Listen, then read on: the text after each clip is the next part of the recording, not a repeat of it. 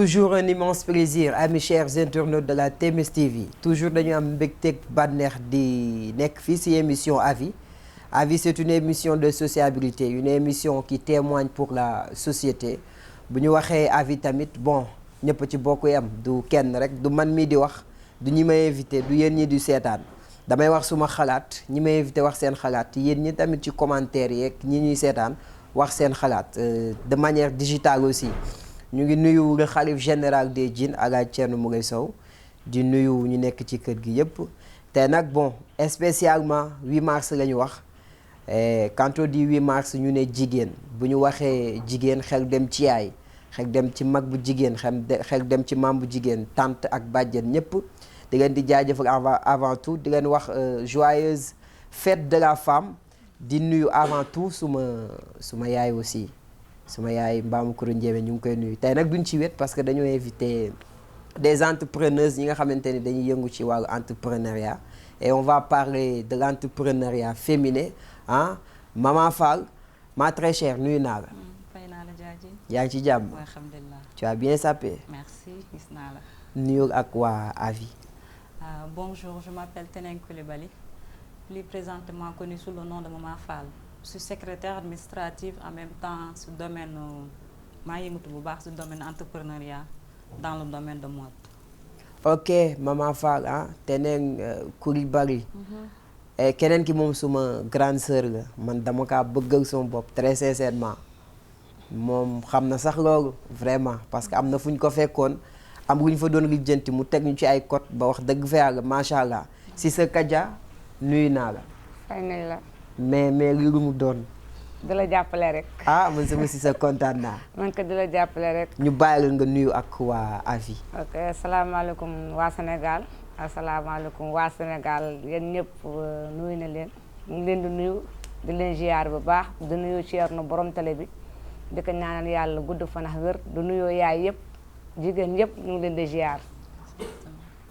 ok jërëjëf si sa Kaja bon chers internautes toujours damay wax Avis c'est une émission boo xamante ni on pose une question c'est une rétrospection bi ñuy def si suñu bopp et là bu ñu waxee jigéen rek. du tamit benn aspect bi lu ñëpp xam muy amour kese ak yaay kese parce que ñu bari ñaar yoo rek lañ ci xam jigéen dafa doon benn géej boo xamante ni dafa am ay avantages yu bari tey ñu fas yéene jël entrepreneuriat féminin liggéeyu jigéen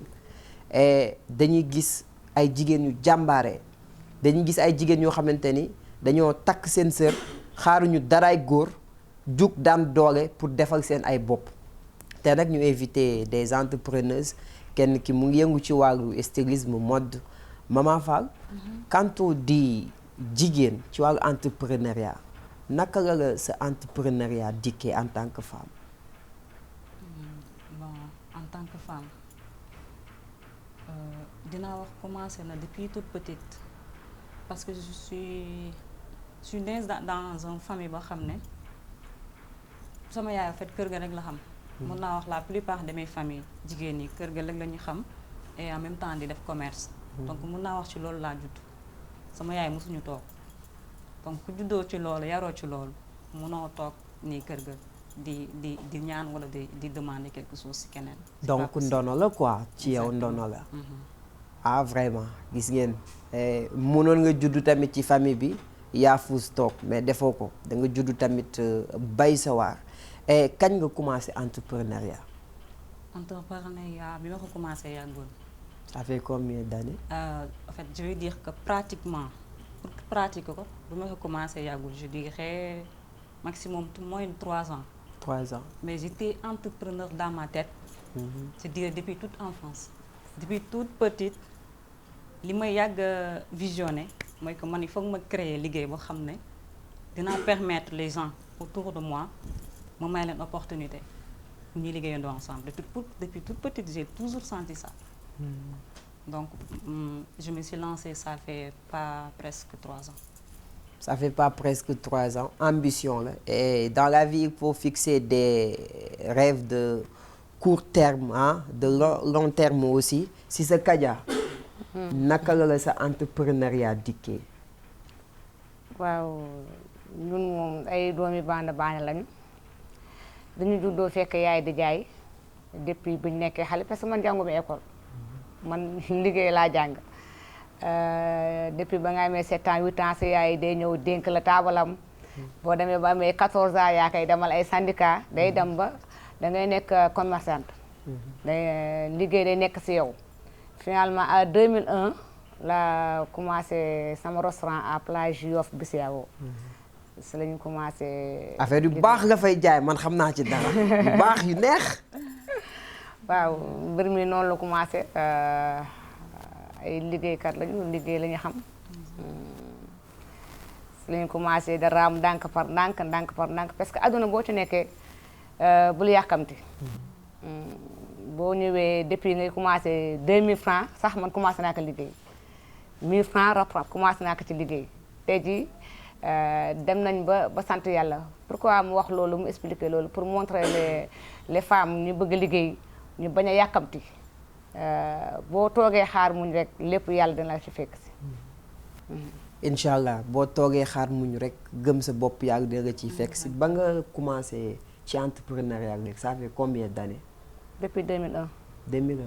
ça fait presque 21 ans ah vraiment jàmbaar nga macha allah dama koy wax ñu bari dañ ma naan dangaa bëgg jigéen ñu bari dañ ma naan ah yow jigéen ñi rek du loolu man dama judd ci famille boo xam ni presque ay mag yu jigéen rek laa am et aussi macha allah dama am ay xame jigéen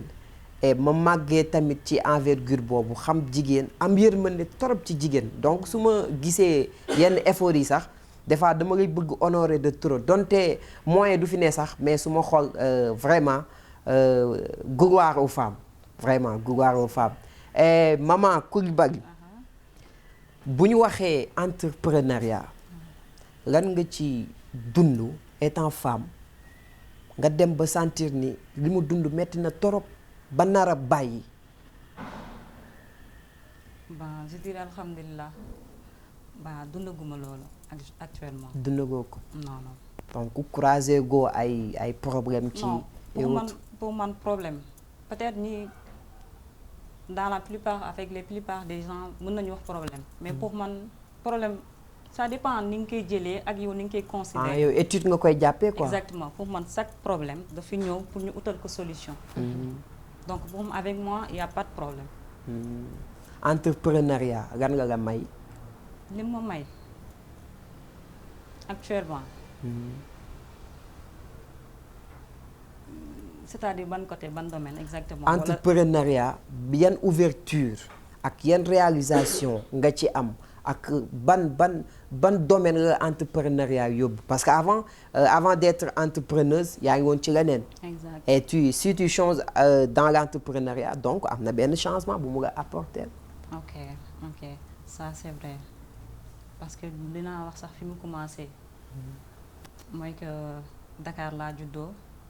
Après à un moment donné comme sama papa étranger la nekkoon donc ma maman a préféré mu retourner grande famille mooy Tamba c'est là-bas où j'ai grandi donc à un moment donné foofu laa jàng depuis primaire pare lycée donc si laa ñëwee Dakar nag retourné waat Dakar ñëw dund ak sama papa si laa commencé def formation bi ma def commencé def formation ba 3e 4e année muy nuyuwaale sama patron mooy monsieur Sall depuis IPG di ko jaajëfal bu baax. parce que on vous salue monsieur Sall. oui parce que y avait des ambitions qui étaient là mais moom mën naa wax ni départ bi ci moom la parce que c'est lui qui m'a permis de commencer ce entrepreneuriat. comme tout un jeune sénégalais ou bien tout un jeune africain je pensais ça mais commencé wu ma ko woon. un jour ma dem ci bureau après juste ma benn exemple fekk foofu loo xam ne bëgg naa ko def ma expliquer ko mun na ma saa yoo pare dinaa la jëndal machine donc c'est lui qui m'a lancé. donc vous avez les idées mais vous n'avez pas commencé mais moom moo ma ci lancé. donc de part loolu ba léegi non seulement maa ngi am sama liggéey di liggéey comme secrétaire administratif beneen domaine mais milieu entrepreneuriat li ma may mooy c'est-à-dire que actuellement j'ai plus de connaissances de un de deux pas sax du ma wax sax di xaar nit ki soit fier de moi mais man de par les petites choses que j'ai réalisées j'ai une très grande fierté. c'est-à-dire que man ma réaliser benn modèle ma fexe ma jaay ko bu kooku sol ko yónnee ma vidéo mun na ma rafet na nit ñi yëpp nee nañu rafet na joie boobu rek mun naa wax su yemee ci loolu rek entrepreneuriat man je prends. Je prends. C'est une passion donc. Exactement. C'est une passion pour elle. Et Cissé Kadia, et entrepreneuriat, vous avez vécu des fracas, dund nga ci lu neex ah dund nga ci lu naqari aussi, mais entrepreneuriat lan nga la defal ak lan nga la permettre. waaw xam nga liggéey moom su la mayul du la xañ. man moom dem naa ne que chaque instant mbégte ba rek laa cay amee masama nga nekk yaay nga nekk yaay nga nekk papa parce que soo nekk une mère de famille di liggéey nga cay faj say soxla bopp bay fajaale say soxla mbokk wala olof yaay lu naan que am sa soxla lamb sa poos faj ko sa saas bi loolu dara gënoo ko doo gis lu ko gën a neex boo paree liggéey daal moom wax dëgg yàlla moom yokkatee rek nga cee am parce que suñu borom moom rus naa may ku nekk ci kër gi bàyyi ku nekk ci naaj bi man daal loolu laa gis ci liggéey moom bu yokkatee bu nekk nag am nañ ci ñu ngi si sant yàlla bu baax. Donc vous soulignez que jug dóor waar moo lay may lu nekk. ci àdduna. ci àdduna. dóor waar daal bu amul daal mooy loolu. waaw presque xam naa liggéey lu mu lay taral. fekk du yaay moo la jox du baay du frère du jëkkër. parce que man xam naa ci dara parce que man lépp lu mu am sama liggéey laa ko amee. malgré avant dañ naa ne dina jommi. parce que géej gi wéetoon na loolu léegi li bis yaa woo neex. avant ñi naan ne parce que man artiste pulaar la avant tout damay jouer théâtre Haalpulaar 2012 laa bàyyi parce que boobu sama restaurant demoon ba yàqu xam nga aar dafa fiir mu ngi booleex leneen sama xarit dañu doon wax billaay di nga ñuul géej gi dina la ñuulal di nga mel ni kon xool naa liggéey boobu bu may ñuulal tey ji ñoom ñoo toppaat sama ginnaaw ak a jàmbaare xamoon nañu di nga si am di kon moo tax ku nekk ci liggéey bul découragé boo toogee rek yàlla dina ñëw te soo waxee lii am naa ko sama liggéey wala am naa ko si taabal bi parce que sénégalais dafa mën a xeeb liggéey nañu waxante dëgg nag surtout nag ñun jigéen ñi tey ji benn xale ba jigéen day rus saa yoonam benn paanu jën di jaay ngir lan jongoma la gis nga balaa ngay nekk jongom dégg sa poset 10 nga xam ne lii yaa ko moomal sa bopp effectivement balaa ngay nekk une vraie dame jigéen dëgg-dëgg foo romb ñu respecté la da ngay nangu liggéey lu métti un jour viendra di nga ñëw noppalu ko di nga toog ay ñeneen di la liggéeyal kon nañ jàpp ci loolu ñu bañ a xeeb benn métier foo waaye mu ne amee rek mu nekk sa ñàkk sa barke rek góorgóorlu ci loolu góorgóorlu ci loolu na doon sa ñàkk na nga leew te it patience dans la vie ça munit de la patience gis nga garab sax boo yàqamtee ni nga ko bëggee mu meññe du ko meññe noonu donc yàqamti yàqule mais aussi étant femme est-ce que nekk entrepreneuse étant femme yor famille di ko gérer est-ce que yomb na aussi ba yomb na di xëy di liggéey bàyyi sa famille est-ce que yomb na non yomb na yombul parce que toute une femme soo sañoon doo génn sa kër toute la journée vous êtes des reines quand même vous êtes des reines bilaay di toog di noobale comme sa yeneen morom yi mais neex na boobu neex na mais peut-être man je dirais que neex na mais am na lu ko dàq comme ni mu ko waxee rek soxna Kadia yow soo amee problème peut-être wala sa benn waa kër wala sa famille kenn am si problème yaakaar ñu kenn ku dul diw mii nañ dem si moom dina faj sama aaju donc pour man loolu rek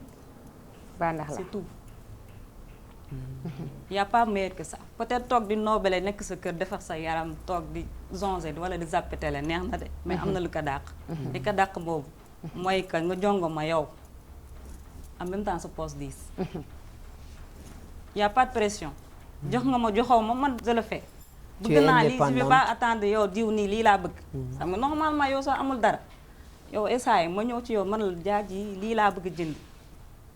la plupart di nga wax ok mais comme nga ñëw tout le temps si nit jox ma jox ma loolu mënul continuer qu'on se dise la vérité ça peut pas continuer actuellement donc pour man daal li ma gis pour man ku nekk même su fekkee as tuut la parce que man bu may commencé 20 000 francs laa débuté malgré sama patron jënd na ma machine mais man j'ai commencé avec 20 000 francs Et là actuellement j'ai 4 machines. J'avais commencé avec benn machine. Les 4 machines, j'ai 2 ouvriers. macha allah troisième bi moom liggéey bi su xawee ëpp tuuti lañ koy oo. Donc comme ni mu wax rek toog rek nekk ci bañ a bàyyi, ne pas se décourager, être motivé et surtout persévérer bul bàyyi. Et comment ça te fait yow jigéen nga xëy fajar teel nga génn bàyyi kër sensation boobu noo koy dundee? Sensation boobu pour man satisfaction la. di nga yegg à un moment donné sooy génn sa kër rek di nga xam ne lii du ñëpp a ko mën. yow soo demee ba yàlla may la loolu pour man sant yàlla la te di gën a ñaan di gën a talal sa loxo suñu yàlla suñu borom ma gën koo yokk. man li may sant su may génn sama kër satisfaction la. Vraiment quelle bravoure. Quelle bravoure, machallah. Et Cissé Kadia, qu'est-ce que ça vous fait étant une mère de famille? On fait un coucou à vos enfants aussi. ñu leen di nuyu. Qu'est-ce que ça te fait ngay liggéey bàyyi leen ci ginnaaw? waaw man moom métti woon na parce que sànq sama biir wax maa nekkoon yaay nekk papa. xam nga am ñoo xamante ne da ngay xëy bàyyi papa ci kër gi xool njaboot gi. waaye nga nekk yaay jóg 4 heures du matin ko xam baana fajar lay jóg. tey jii bu may wax yow 4h30 laa génn sama kër dem marché poisson moo tax ma tardé. bàyyi say doom daw ñëw balaa 7h 8h nga ñëw nga waajal leen dem école amul communication yoo say doom ay jamono. nga xëy nga say doom 18h la ñuy wàcc yow nga wàcce 20h. amoon na ay jamono ndeysaan dama doon wàcc fekk samay doom yi nelaw ma wàcc am na benn jour boo xamante ne damaa teg sama paan damaa jooy tellement dafa métti man lu mu wax neex na dama naan ko dafa métti waaye ci métit boobu noonu sànq lu mu wax ci ay waxam moom mama nee ne métit ba am rek dañ say jàngat adduna parce que métit boobu noonu moo ma def gaynde gi ma doon tey métit boobu noonu moo ma jox fulla gi ma am tey métit boobu noonu moo ma def kajaali bu mu nekk tey parce que man xam naa ne fii du yaay moo ma ci génne parce que yaay nekku fii yaay nekku fii papa nekku fii gin nga wéet kon jom ak ful ak fayda xam yow yaay kan gis nga pulaar am na lu may wax nee ne doom ju baax mu ne àlla mooy comme genre Dakar ville ñëpp daje mu ne ñooñu xamuñu doom ju baax waaye doom ju baax xam na moom mooy kan doom ju baax xam na fu mu sokkoo xam na fu mu jógee xam na fu mu cosaanoo kon kooku war na jaayante xam ne rek dóor waar rek moo la cay génnee du question critique ñeneen ñi du defar bu mu baax ut tey ji benn suugi demb wala benn nangam wala mbaraan nangam non wala ma jël benn 15000 francs investir ko sama yaram 15000 francs yooyu noonu mun nga ci dindi gerte leneen investir yow sa bopp di am sa petit commerce nga tugloo naan ngartam nga am ci dara moo gën mu investir sama yaram pour yow ma yaakaar ci yow nga gis sa man barde amaat ci yow 25000 francs non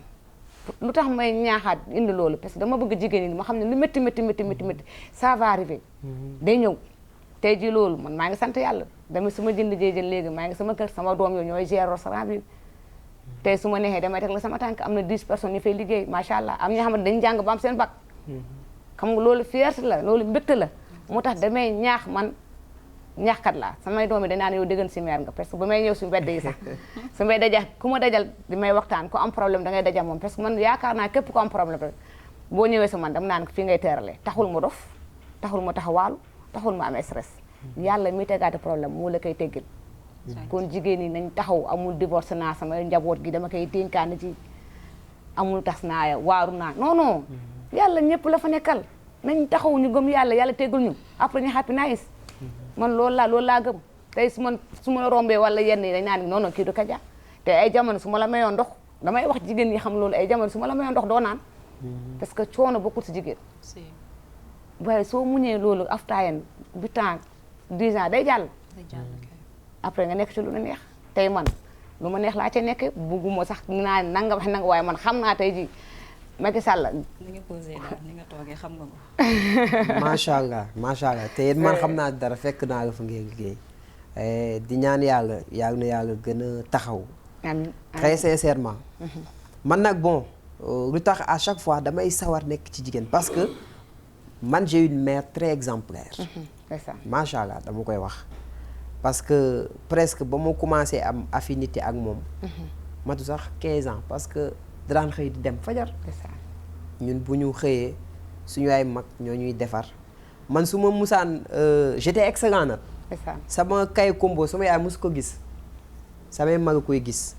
ñëw naa ba cycle lycée mu soog a taxaw ci suma jàng lu ko waral parce que day teel a xëy dem du sam ñàkk suma jot mais bugg ma manqué dara ba tey jii damay ñëw jox ko dara sax après mu ne ko mère amu foofu dara waay mu yëkkati lu bari jox ma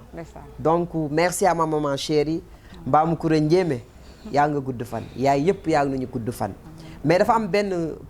entre parenthèse bu ndaw bu ma bëgg rek ñu tënk balaa temps bee jeex est-ce que d'accord ngeen ci góor ñiy wax ni sama jabar du liggéey waaye ma rëy tuuti.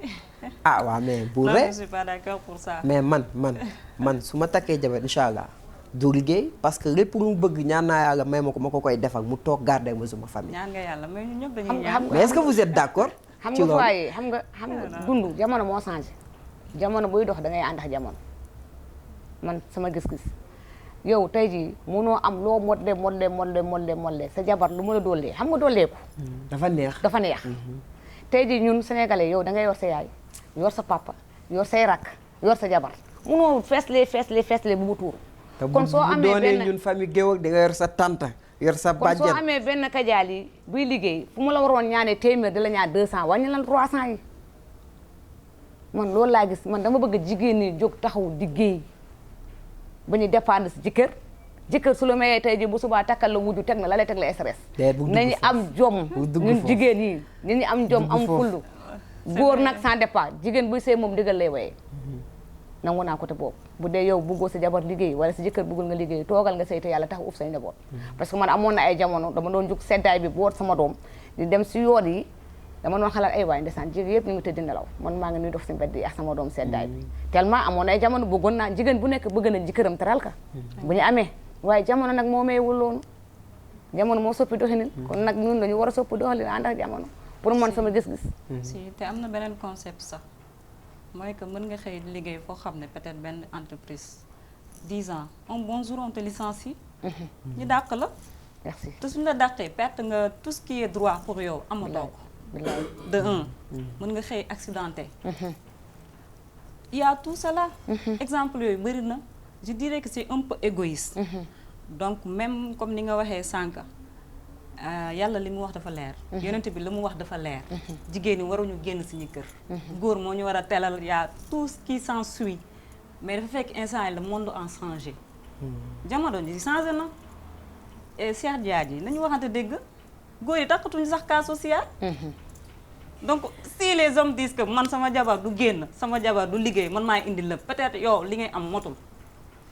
je dis que un peu c'est-à-dire derrière ça il y a un peu d'égoïsme un peu de jalousie man sama xalaat mais nag attendez y a de la jalousie y a de l'égoïsme mais gis nga ñu bari dañ koy bañ parce que y a de mauvaises influences ci biti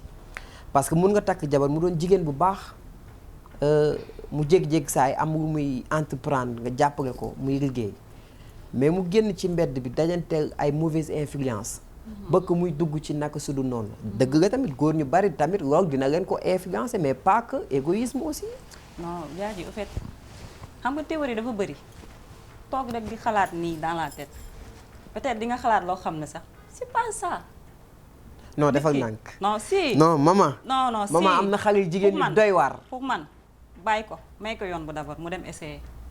soo gisee tànk bi ngay wax noonu su fekkee si tànk boobu la nekk là tu poses un ultimatum na bàyyi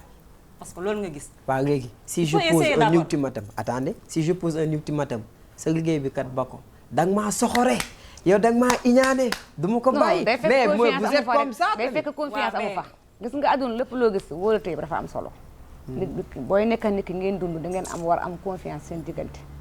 da nga war a wóolu sa jabar dafa war a wóolu jëkkëram ku nekk dafa war a jox gëdd moromam man nekk naa jigéen sama jëkkër may na muy liggéey taxul bu dee 5 heures laay wàcc dinaa daw ba fexe dëgg la de dama liggéey da nga liggéey dinaa daw lu gaaw 5 heures fekk ma ci kër gi balaa 18 heures yow ngay wala 19 heures ngay àgg fekk tegal naa la ataaya un naa bu dee jànq bi moo taal añ sax jël naa micro onde bi tàngal la tegal la wal na tuuti sax man jigéen laa même soo ma mayee loolu gis nga nit ñi dañu war a jàppalante say léegi du question boo génnee ni dañ lay dévier non jigéen mënatoo si biir kër bi sax ñu dévier nga gis nga téléphone yi nii mën nga toog si biir kër nga nekk ca monde bi di toj adduna bi fekk génnoo si biir néeg kon ñun nañu joxlante cër ñu wóolante suñu biir ñu jàppalante suñu biir ñu mën a jox suñu njaboot éducation de baax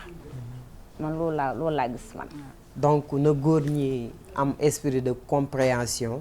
que jigéen ñi aussi dañuy bañ a toog bañ a dépendre ci kenn bëgg jàppale aussi góor ñi et nañu leen di ku gis rek sa soxna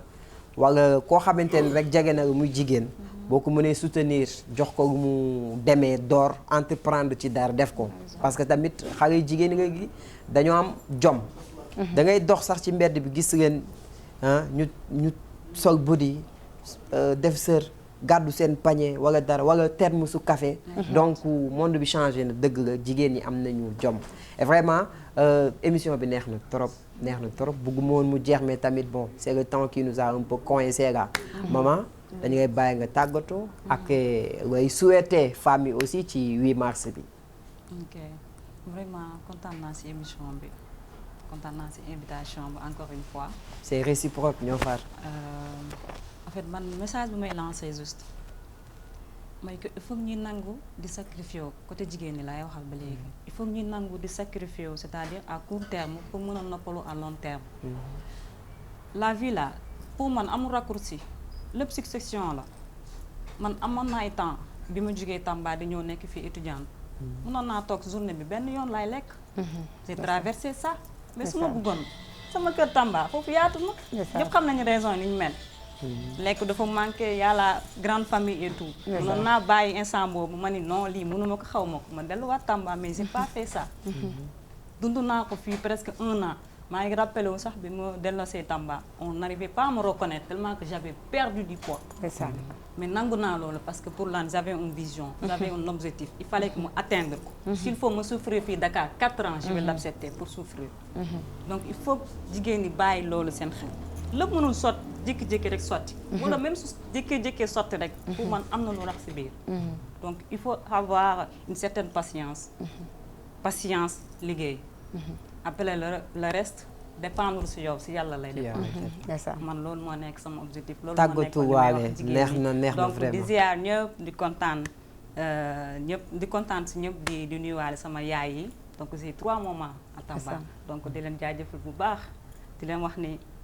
yéen a tax ma doon li ma doon ginnaaw yàlla. merci beaucoup vraiment c'est émotif quoi man damaa gaaw a jooy tene man gisee ni ay barigo rangoñ dama koy jooy ci lii et vraiment merci beaucoup aussi ci répondre invitation bi nga def si sa Kaja lan ngay wax xale yu jigéen ñi et aussi nga tàggatuwaale ak émission avis. waaw mënumaa tàggatoo te mënumaa remercier jéeg yi di xëy marché poisson suñu yaay yi suñu sœur yi tey sa fajar rek ñoo mérito 8 mars nañu dimbali télévision yi ñu jël jàppale jigéen ñi xamante ne dañu sonn ñu gis seen bopp comme yow li nga def tey ji mënoon nga woon jël benn star xeebuma star yi dëgg la ñun tamit gënuñu doon star fu ñu nekk waaye nga jël ñi xamante ne ñu ngi seen coin di daan seen doole lii ñun dañuy neex dañuy gën a yokk jom bu dee 2e lañ doon daw dinañ daw 5e tellement dinañ ñu encouragé encore maa ngi naan jigéen sénégalais yëpp ñoom ñëpp am nañ jom léegi li nga wax ñi ñu ngi jaay café Touba ñi ñu ngi jaay ndox jigéen sénégalais yi daal man gàcce ngaa laama wax foofu laa am lu may wax waaye damay remercier sama taaw sama doom ji xamante ne moom fompal samay rongoñ dama koy xool ma ne Toulaye Diop lépp lu ma jooyoo démb tey yaa yéen musuwaat fomp ko te lépp métit gi ma dundoon démb dama lay xool kontaan man dama naan su ma xamoon mu jur doom yu bari dina fi ñëw je vais t'inviter spécialement sama taaw la ku bëgg sa yaay mu bëgg la sama taaw la fajar lay xëy man su ma ñëwee marché poisson danaa yaay ñibbil kër ga am na xarit yu bari ñi ko bëgg damay dox sa mbedd sax ay nit di ko gërëm kon nag am na 21 ans lu mu ko magee bariwul 19 ans laa ko magee mënul naa ko wax benn mën na ma fukk tant que bésu jigéen yi la taaw waaw nañ def noonu rek vraiment c'est de l'émotion yow taaw tamit bul bàyyi ndaw du rawee ay moromam leneen lu dut gannaaw boo jaamoo yàlla nga bëgg say waajur loo yootu da nga koy jot ku nekk nag mën na wax fu mu jaar ak yaayam mais temps bi duñ ko may et vraiment bonne fête de la femme à toute la gente féminine et ñu leen di jaajëfal di leen ñaan ak jàmm di leen wax ni nag fi ngeen teg seen tànk foofu la man bëgguma gis jigéen bu yaafuus et à cette journée je profite et je prie à Allah que benn xale bu jigéen bu mu subirati violence bu mu subirati yenn malfaisance yi ci société bi yàlla na leen yàlla defal jàmm Mbaamu Koura Ndiémé suma yaay encore une fois suma yaay Awa Faye ca Louga Fatma Faye ca Tivaouane ak suma mag yu jigéen ñi ma toro de chéri aussi sama jumelle yi yéen ñëpp ñi nekk ci ngéwal gi prime aussi di jigéen ñu leen di nuyu aji secrétaire ak mami secrétaire aussi elles sont des femmes di nuyu madame Sow la reine ak ñëpp ñi nga xamante ni jigéen nga ñu rek tey émission bi yéen ngeen ko may di ngeen jox dig daje ci beneen avis fii la ak le présentateur poète jaa ngeen jëf merci